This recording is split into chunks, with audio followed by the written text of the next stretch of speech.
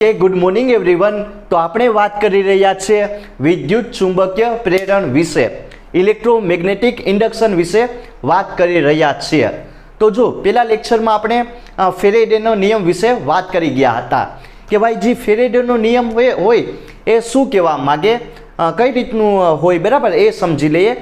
जो एमां शुं मैं करेलू तो कि बे गूंछड़ा लीधेला बराबर, एक गूंछड़ू हशे एनी साथे तमारे गेल्वेनोमीटर कनेक्ट करी दीधेलू अने बीजा गूंछड़ा साथे तमे कांईक ने कांईक बेटरी कनेक्ट करी दीधी। हवे बीजा गूंछड़ाने तमे शुं करावो, गति करावो तो जे आ पेला नंबरनुं गूंछड़ू हशे जेमां गेल्वेनोमीटर कनेक्ट करेलू एमां तमने आवर्तन देखाडशे, एटले कि एमां विद्युत प्रवाहनुं प्रेरण थाय छे। हवे जो फेरेडेवे शुं कीधुं के एना पाछळनुं रीजन शुं छे, शा माटे एमां जे विद्युत प्रवाह हशे एनुं प्रेरण थाय एटले के एनुं इंडक्शन थाय ए समझी लईए बराबर।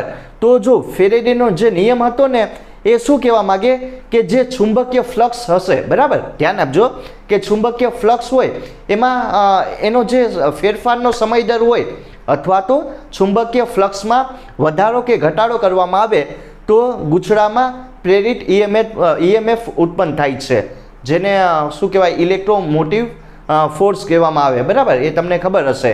तो सिंपल छे के शुं करवानुं छे, कांई नहीं, जो सिंपल करवानुं हतुं के जे तमारुं चुंबकीय फ्लक्स होय एमां फेरफार करवामां आवे, एमां वधारो घटाडो करवामां आवे तो एना लीधे शुं उत्पन्न थाय, ईएमएफ प्रेरित थाय छे।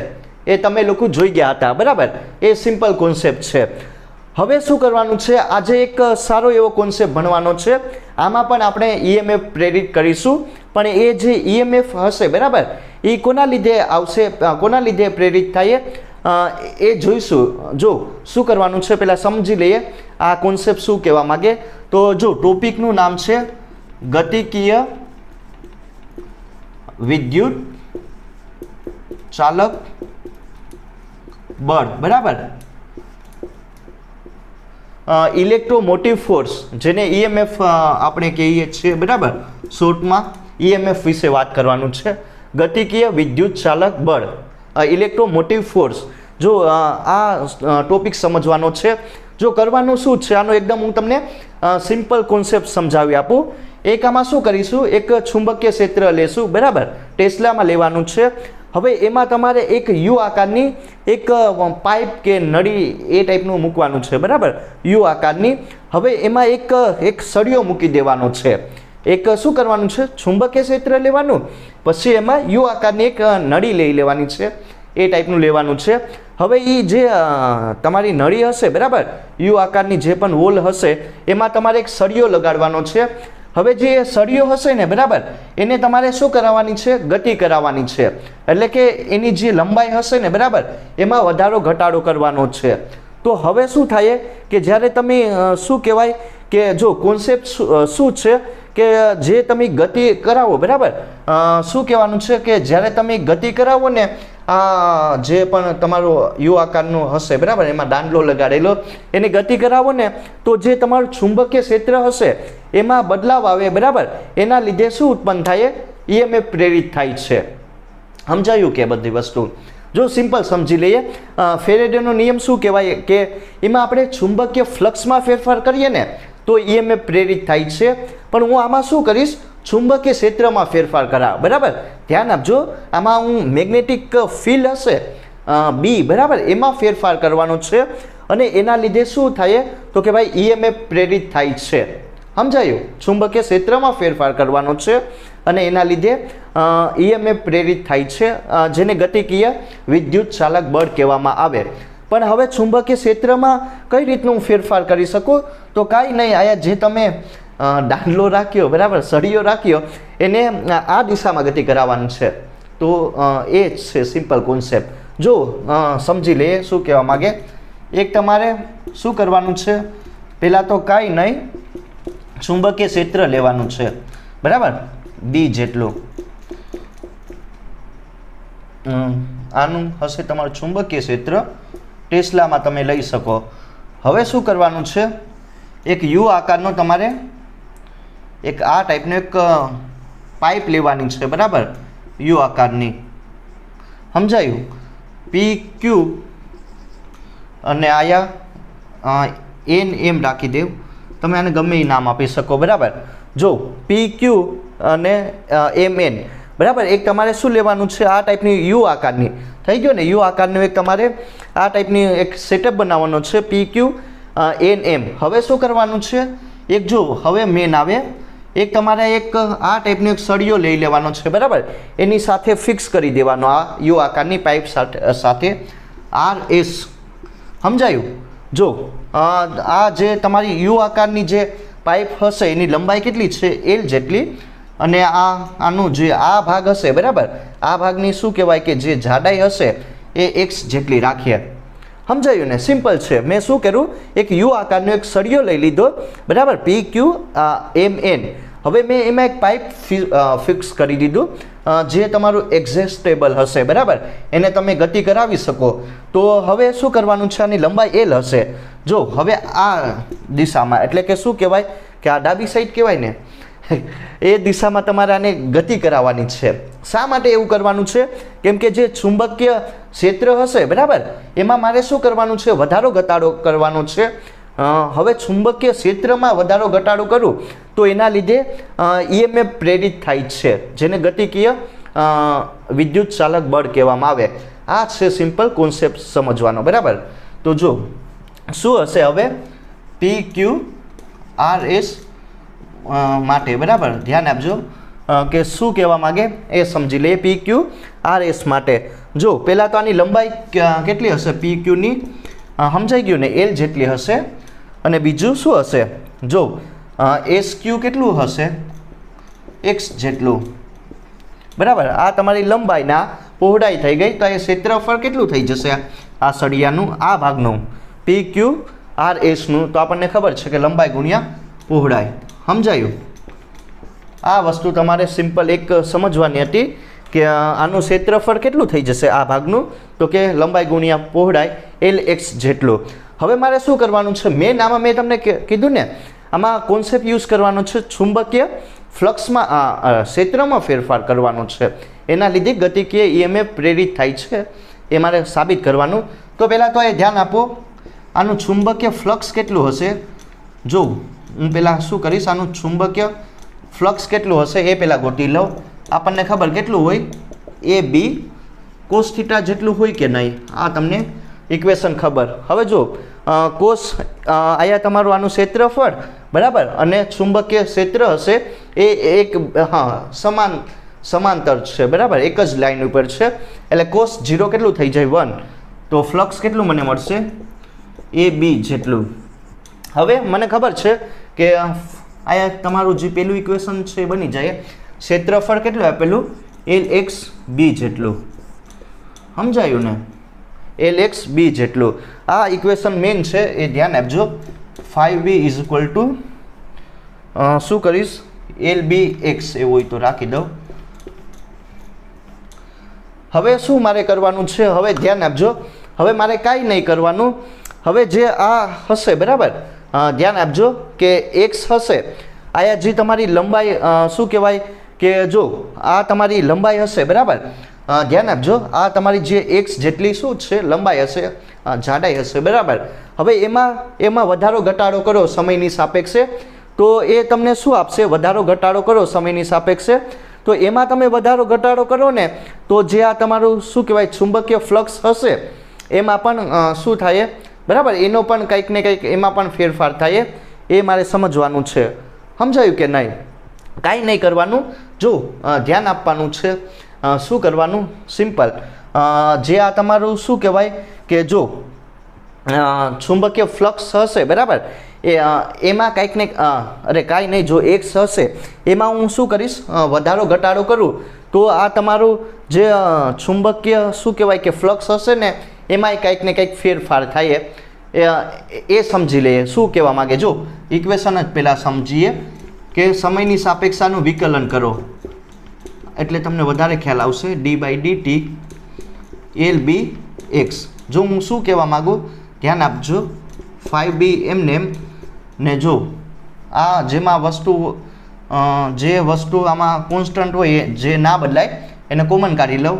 જો એલ હશે એ ના બદલાય, બરાબર, બી હશે એ પણ ના બદલાય, આમાં બદલાશે શું x બરાબર લંબાઈમાં આપણે હશે ને આમાં લંબાઈમાં તમારે શું કરવાનું છે વધારો ઘટાડો કરવાનો છે એ બદલાશે તો હવે હું શું કરીશ આ મને ખ્યાલ કે જો આનું તમે સમયની સાપેક્ષે વિકલન કરો બરાબર આનું સમયની સાપેક્ષે વિકલન કર્યું તો આ મને શું આપશે ઓબ્વિયસલી એપ્સિલોન આપશે ને બરાબર આ એપ્સિલોન આપશે ને એલ બી ને સમયની સાપેક્ષે શું આપશે કે જો આ ફેરેડેનો નિયમ યુઝ કર્યો ને આ એલ બી એમને એમ ને આ તો આપણને ખબર કે શું આપે વી આપે ને સમજાયું સિમ્પલ આ કોન્સેપ્ટ તમારે યુઝ કરવાનો હતો એલ બી વી બરાબર આ આવી ગઈ ફોર્મ્યુલા જો શું કહેવા માગે મેં કાંઈ નહીં આ તમને સમજાઈ ગયું ને આ શા માટે આવ્યું કેમ કે જો હું લંબાઈમાં શું કરીશ વધારો ઘટાડો કરીશ બરાબર તો તમારું ચુંબકીય ફ્લક્સ હશે ને એ પણ બદલાશે બરાબર એના લીધે શું થાય કે આમાં પ્રેરિત ઉત્પન્ન ઈએમએફ પ્રેરિત થાય છે એ વસ્તુ હતી તમારે સમજવાની તો હવે શું કરીશ કે જો કાંઈ નહીં આને જો આ કેવા શું માગે ધ્યાન આપજો આયા પણ આ શા માટે આ પ્લસ થઈ ગયું બરાબર જો આ તમને ખ્યાલ હશે d5/dt ને આ dx/dt એ તમને છે ને -v આપીએ બરાબર એટલે આ જે લોકોને ના ખબર પડી એના માટે તો જો કેમ કે વેગમાં શું થાય ઓબ્વિયસલી એમાં કંઈક વધારો ઘટાડો થાય એટલે માઇનસ લીધા ને આ તો ફેરેડેનો નિયમ ખબર ને તો હવે જો આ મેઇન ઇક્વેશન છે કે આ શું કરાવવાનું છે કે જે આ સળિયો હશે બરાબર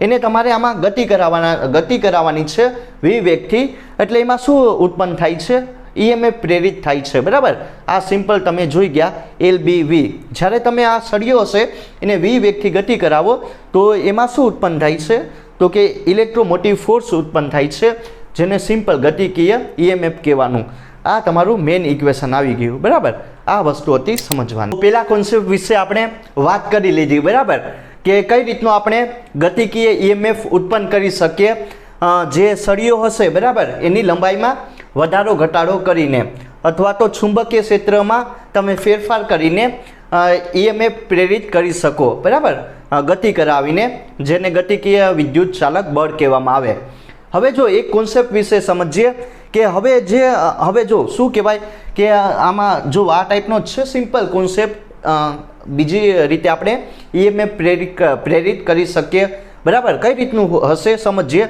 કે જો આમાં કંઈક ને કંઈક જે સળિયો હશે બરાબર એમાં શું રહેલો હશે વિદ્યુત ભાર રહેલો હશે બરાબર પ્લસ અને માઇનસ વાળો પણ આમાં આપણે ખાલી ઇલેક્ટ્રોન જ કન્સિડર કરીશું એટલે કે નેગેટિવ ચાર્જ હશે બરાબર એને જ લેશું હવે જે આ જે તમારો ઇલેક્ટ્રોન હશે બરાબર ઋણ વિદ્યુત ભાર હશે એના પર કંઈક ને કંઈક એફ જેટલું બળ લાગે જ્યારે બરાબર ચુંબકીય ક્ષેત્રમાં કોઈ કણ રહેલા હોય એને કોઈક રહેલું હોય બરાબર કણને રહેલો હોય એના પર કંઈક ને કંઈક બળ લાગશે જેને લોરેન્સ બળ કહેવામાં આવે એ તમને લોકોને ખ્યાલ હશે પણ આમાં શું હશે ઇલેક્ટ્રોન હશે હવે ઇલેક્ટ્રોન પર કંઈક ને કંઈક એફ જેટલું લોરેન્સ બળ લાગશે જે તમને લોકોને ખ્યાલ હશે બરાબર તો હવે શું કરશે ઇલેક્ટ્રોન હશે એ ગતિ કરશે સમજાયું ઇલેક્ટ્રોન ક્યાંથી ક્યાં તરફ ગતિ કરે તો જો અહીંથી એસથી લઈને આર તરફ બરાબર આ નીચેથી લઈને ઉપર તરફ ગતિ કરશે તો હવે જે ઇલેક્ટ્રોન ગતિ કરશે ને એના લીધે પણ આયા પ્રેરિત ઈએમએફ ઉત્પન્ન થાય છે એ મારે સાબિત કરવાનું છે બરાબર ઇલેક્ટ્રોનની ગતિના લીધે શું ઉત્પન્ન થાય છે તો કે ભાઈ ઇલેક્ટ્રોમોટિવ ફોર્સ ઉત્પન્ન થાય છે એ હું સાબિત કરીને તમને બતાવી દઈશ તો કઈ રીતનું કરવું સમજીએ બરાબર ધ્યાન આપજો બીજો કોન્સેપ્ટ છે લોરેન્સ બળ પરથી ઈએમએફ હશે ઇલેક્ટ્રોમોટિવ ફોર્સ કઈ રીતનું સાબિત કરીશું ધ્યાન આપજો ઇલેક્ટ્રોન પર સિમ્પલ બળ લાગશે એટલે કે એ પ્રવેગિત થાય અને એના લીધે શું ઉત્પન્ન થાય ઈએમએફ ઉત્પન્ન થાય છે એ મારે સાબિત કરવાનું તો પહેલાં તો જો ઇલેક્ટ્રોન પર લાગતું જે વિદ્યુત બળ હોય એફ એ કેટલું હોય આપણને ખબર ક્યુ ઈ પ્લસ વી ક્રોસ બી જેટલું હોય કે નહીં એટલું જ હોય બરાબર જોઈ ગયા હતા બહુ પહેલાં તો હવે શું થાય હવે મને આમાં ખબર કે જો ઈ હશે અહીંયા તમારી ઇલેક્ટ્રિક ફિલ્ડ તો નથી બરાબર એટલે એ શૂન્ય તો એફ ક્યુ જો we cross B cross product કાઢો એની જગ્યાએ સાઇન થીટા લઈ લઉં કે નહીં ઇલેક્ટ્રોન પર કેટલું બળ લાગશે અથવા તો ઋણ વિદ્યુત ભાર પર ક્યુ વી બી સાઇન થીટા જેટલું બળ લાગે છે, બરાબર. હવે ઇલેક્ટ્રોન હશે એ ઉપર તરફ ગતિ કરે, ઉપર તરફનો વેગ હશે, અને ચુંબકીય ક્ષેત્ર હશે એ તમારું આ દિશામાં, એટલે કે એકબીજાને લંબ હશે, તો સાઈન 90 કેટલા થઈ જાય 1. તો હવે કેટલું બળ લાગે, F = QVB જેટલું લાગશે બળ, બરાબર. ઇલેક્ટ્રોન પર લાગતું બળ એટલું હોય. હવે મારે શું કરવાનું છે, ધ્યાન આપજો. હવે ઇલેક્ટ્રોન પર શું લાગે, કંઈક ને કંઈક F જેટલું બળ લાગે છે, બરાબર. એટલે એ ઉપર તરફ ગતિ કરે છે, એટલે કે એનું સ્થાનાંતર થાય, બરાબર. પહેલાં અહીંયા રહેલું હોય, હવે ધીરે ધીરે ગતિ કરીને ક્યાં આવી જાય, ઉપર આવી જાય, એટલે કે કેટલું અંતર કાપશે, L જેટલું અંતર કાપે, બરાબર. F જેટલું એના પર બળ લાગે, અને F જેટલું બળ લાગે, અને L જેટલું એ ડિસ્ટન્સ કવર કરે. તો હવે ઇલેક્ટ્રોન પર શું થાય, કંઈક ને કંઈક W જેટલું કાર્ય થાય છે. એ કેટલું હોય, FL જેટલું. આ સમજાયું ને, કાર્ય કેટલું હોય, ઇલેક્ટ્રોન પર બળ લાગે, L જેટલું સ્થાનાંતર કરે, અને એના પર W જેટલું કાર્ય થાય છે, વર્ક ડન થાય બાય ધી ઇલેક્ટ્રોન, બરાબર. તો હવે જો મારે શું કરવાનું છે, હવે સિમ્પલ F એમને જો હવે હું શું કરીશ, કાંઈ નહીં, W એમને રાખો, Fની જગ્યાએ QVB ને L. સમજાયું? આ ફોર્મ્યુલા ક્યાંથી આવી તમે લોકો સમજી ગયા હશે. હવે મારે શું કરવાનું છે, તો હવે મારે EMF ગોતવાનું છે, પ્રેરિત EMF કેટલું થાય એ મારે ગોતવાનું. તો આપણને ખબર છે કે જો આ વિદ્યુત ભાર Q પર W જેટલું કાર્ય થાય છે, સમજાયું? જે આ ઇલેક્ટ્રોન હશે, બરાબર, એના પર શું થાય, W જેટલું કાર્ય થાય છે. એ તમને શું આપે, સિમ્પલ વોલ્ટેજ આપે ને, જેને એપ્સિલોન હશે, એ તમારું વોલ્ટેજ જ છે, બરાબર ને. તો એ આ ફોર્મ્યુલા જોઈ ગયા હતા બહુ પહેલાં, તો કાંઈ નહીં, જો આ મૂકો Q એમને ને Wની જગ્યાએ QVBL, વિદ્યુત ભાર કેન્સલ, તો ફોર્મ્યુલા શું આવી જાય, VBL. હવે જો શું કરીશ, કાંઈ નહીં, જો આવી ગઈ ને કે ચુંબકીય ક્ષેત્ર હોય, બરાબર, બીમાં, એમાં તમે એનું એમાં બદલાવ કરી શકો, બરાબર. એમાં વધારો ઘટાડો કરીને તમે EMF પ્રેરિત કરી શકો. આ સિમ્પલ તમારી ફોર્મ્યુલા થઈ ગઈ. અને જો બરાબર, આ છે સિમ્પલ. આ પણ કોના ઉપરથી આવી કે લોરેન્સ બળ ઉપરથી આવી, કે જ્યારે ઇલેક્ટ્રોન પર કંઈક ને કંઈક બળ લાગે, બરાબર, લોરેન્સ બળ લાગે, ત્યારે એ કંઈક ને કંઈક સ્થાનાંતર કરશે. હવે એના પર કાર્ય થાય, એના ઉપરથી મેં શું કર્યું, સિમ્પલ EMF કેટલું પ્રેરિત થાય છે એ મેં ગોતી લીધું, ગતિકીય વિદ્યુત ચાલક બળ. તો આ જ થઈ ગઈ તમારી સિમ્પલ ફોર્મ્યુલા, અને આ વસ્તુ હતી તમારે સમજવાની, બરાબર. જે પણ કોન્સેપ્ટ બની ગયા એના ઉપરથી 3-4 એક્ઝામ્પલ સોલ્વ કરી લઈએ, એટલે કોન્સેપ્ટ તમને વધારે ક્લિયર થાય. પહેલાં વાત કરીએ પ્રોબ્લેમ નંબર 1 વિશે. આ પણ એકદમ સારી એવી પ્રોબ્લેમ છે. કઈ રીતનું આનું સોલ્યુશન કરવું, ધ્યાન આપજો. જો આમાં તમને એક ચુંબકીય ક્ષેત્ર આપેલું હશે, બરાબર, મેગ્નેટિક ફિલ્ડ B જેટલી. હવે શું કીધું, એમાં આ ટાઈપનું એક લંબચોરસ ગૂંચળું મૂકી દીધું, અથવા તો આ ટાઈપની એક સર્કિટ મૂકી દીધેલી, બરાબર, B જેટલા ચુંબકીય ક્ષેત્રમાં. હવે બીજું મને શું કીધું, આમાં ધ્યાન આપજો કે જો આની લંબાઈ, બરાબર, આમાં કંઈક લંબાઈ અને પહોળાઈ આપેલી, અથવા તો આનું ક્ષેત્રફળ કેટલું હશે એ જેટલું હોય છે. અને આની શું કહેવાય કે જે કંઈક ને કંઈક હોય ને, આની શું કહેવાય, રો હશે એ તમારી જે શું કહેવાય રજિસ્ટિવિટી હશે ને, એ રો જેટલી આપેલી, અને આમાંથી I જેટલા વિદ્યુત પ્રવાહનું વહન થાય છે. સમજાયું ને, સિમ્પલ, કાંઈ નહીં. જો એક ચુંબકીય ક્ષેત્ર આપેલું, બરાબર. બીજું મને શું કીધું કે એમાં એક આ ટાઈપની એક લૂપ મૂકેલી, અથવા તો આ ટાઈપની એક સર્કિટ મૂકેલું, એની ક્ષેત્રફળ એ જેટલું હશે, બરાબર. બીજું શું મને કીધું કે આની જે રજિસ્ટિવિટી હશે એ રો જેટલી આપેલી, અને આમાંથી I જેટલા વિદ્યુત પ્રવાહનું વહન થાય, અને આને આ ટાઈપમાં, બરાબર, આને ચુંબકીય ક્ષેત્રમાં ગતિ કરાવવાની છે. તો હવે મને શું આમાં ગોતવાનું કીધું કે આમાં જે I જે વિદ્યુત પ્રવાહ થાય, બરાબર, પ્રેરિત થાય છે, એનું મૂલ્ય કેટલું હોય આ સર્કિટમાં, એ મારે સિમ્પલ ગોતવાનું. સમજાયું ને, કાંઈ નહીં, એક સિમ્પલ છે કોન્સેપ્ટ, પણ બહુ સારું એવું. જો કઈ રીતનું આનું સોલ્યુશન કરું, ધ્યાન આપજો. પહેલાં તો આપણને ખબર કે આમાં કેટલું EMF પ્રેરિત થાય છે, કે જ્યારે આને V વેગથી ગતિ કરાવવામાં આવે તો એટલું EMF આમાં પ્રેરિત થાય છે, એપ્સિલોન = BVL જેટલું, બરાબર. આ સિમ્પલ તમે ઇક્વેશન ભણી ગયા. હવે જો ધ્યાન આપજો, BVL એલ એમને એમ રાખો. હવે આ જે એપ્સિલોન હશે જેને વોલ્ટેજ કહેવામાં આવે એનું મૂલ્ય કેટલું હોય? એક તો વિદ્યુત પ્રવાહ અને એના અવરોધ જેટલો. આ સમજી ગયા ને કઈ રીતનું આવેલું. હવે એમાં પાછું જો શું મારે કરવાનું છે કે અવરોધ હોય બરાબર એને રજિસ્ટિવિટીના ફોર્મમાં મારે ગોતવાનું છે. કઈ રીતનું ઇક્વેશન આવશે એ તમે જોઈ ગયા હતા. રો એલ એ જેટલો. સમજાયું? પહેલાં તો જો આને વી વેગથી ગતિ કરવામાં આવે તો આમાં કેટલું ઈએમએફ પ્રેરિત થાય? તો કે બી વી એલ જેટલું. હવે એપ્સિલોન હશે એનું મૂલ્ય કેટલું હોય? તો કે વિદ્યુત પ્રવાહ અને અવરોધ જેટલું હોય. હવે મારે અવરોધનું મૂલ્ય ગોતવાનું છે કોના? રજિસ્ટિવિટીના ફોર્મમાં. તો આ ઇક્વેશન આપણને ખબર. આ ઇક્વેશન તમે ઓલરેડી બધા ભણી ગયા. સમજાયું ને? રો એલ બાય એ હોય ને. હવે મારે શું કરવાનું છે?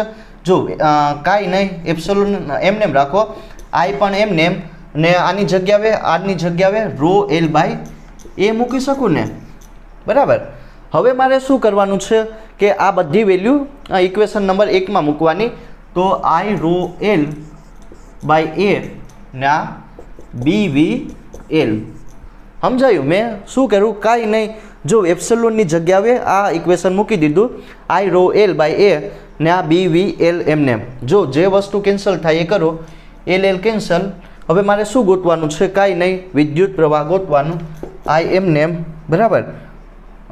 જો હું શું કરીશ, બી વી એ ને રોને છેદમાં બરાબર, રજિસ્ટિવિટીને છેદમાં લાવી દઉં. તો આમાં કેટલો વિદ્યુત પ્રવાહ ઉત્પન્ન થાય? તો એટલો આઈ જેટલો બરાબર, બી વી એ ડિવાઈડ બાય રો. હવે તમને આ બધી મૂલ્ય જો તમે ડાયરેક્ટ આ ટાઈપનું જે પણ કોન્સેપ્ટ આપેલું હોય ને, શું કીધેલું હોય, જો સિમ્પલ આ ટાઈપનો કોન્સેપ્ટ આપેલો હોય કે ચુંબકીય ક્ષેત્ર આપેલું હોય, એમાં કંઈક ને કંઈક આ ટાઈપની લૂપ અથવા તો સર્કિટ મૂકવામાં આવે. તો હવે એમાં મને ગોતવાનું કીધું હોય કે એમાં કેટલો વિદ્યુત પ્રવાહ ઉત્પન્ન થાય, એનો વેગ કેટલો હોય, એની રજિસ્ટિવિટી કેટલી હોય બરાબર, ચુંબકીય ક્ષેત્ર કેટલું હોય અને ક્ષેત્રફળ. તો ના, એવું કાંઈ ના ગોતવાનું કે તો તમે ગોતી શકો. જો બી કંઈક ને કંઈક આપેલું હોય, 20 ટેસ્લા આપેલું હોય, વેગ આપેલો હોય 50 મીટર પર સેકન્ડ, ક્ષેત્રફળ આપેલું હોય તમને 10 સેન્ટીમીટર સ્ક્વેર અને રજિસ્ટિવિટી હશે કંઈક ને કંઈક એનું મૂલ્ય આપેલું હોય 15 બરાબર. એ તમે અહીંથી કરી શકો. તો તમે છે ને કાંઈ નહીં, આ ઇક્વેશનમાં બધી કિંમત મૂકીને તમે વિદ્યુત પ્રવાહની વેલ્યુ ગોતી શકો. મેન આ ઇક્વેશન તમારા લોકોને યાદ રાખવાનું. તો હવે વાત કરીએ પ્રોબ્લેમ નંબર 2 વિશે. આ પણ એકદમ સારી એવી પ્રોબ્લેમ છે. કઈ રીતનું આનું સોલ્યુશન કરવું ધ્યાન આપજો. જો એકદમ સિમ્પલ પણ બહુ સારી એવી પ્રોબ્લેમ છે બરાબર. તમને આ ટાઈપનું એક ચુંબકીય ક્ષેત્ર આપેલું, સમજાયું? આ ટાઈપનું એક ચુંબકીય ક્ષેત્ર હશે. હવે મને શું કીધું? એની લંબાઈ. જો એક આ ટાઈપનું ચુંબકીય ક્ષેત્ર આપેલું અને આ ટાઈપનું કંઈક લંબાઈનો સળિયો હશે બરાબર, એ રાખેલો એલ લંબાઈનો સળિયો. હવે મારે શું કરવાનું છે? જો આની લંબાઈ કેટલી આપેલી? એલ જેટલું અને આનું ક્ષેત્રફળ એ જેટલું આપેલું. સમજાયું? એક ચુંબકીય ક્ષેત્ર આપેલું, એમાં એક સળિયો મૂકી દીધો. હવે એને ઉપર તરફ તમારે એ જેટલા પ્રવેગથી ગતિ કરાવવાની છે. તો આની લંબાઈ એલ હશે, ક્ષેત્રફળ એ હશે. તો હવે મારે શું કરવાનું છે કે જો આમાં જે તમારું ઈએમએફ પ્રેરિત થાય છે બરાબર, એમાં સમયની સાપેક્ષે કેટલો ફેરફાર આવે? ડી એપ્સિલોન બાય ડીટી એનું મૂલ્ય મારે ગોતવાનું. જો ચુંબકીય ક્ષેત્ર કેટલું આપેલું? 2 × 10⁻⁴ વેબર પર મીટર સ્ક્વેર.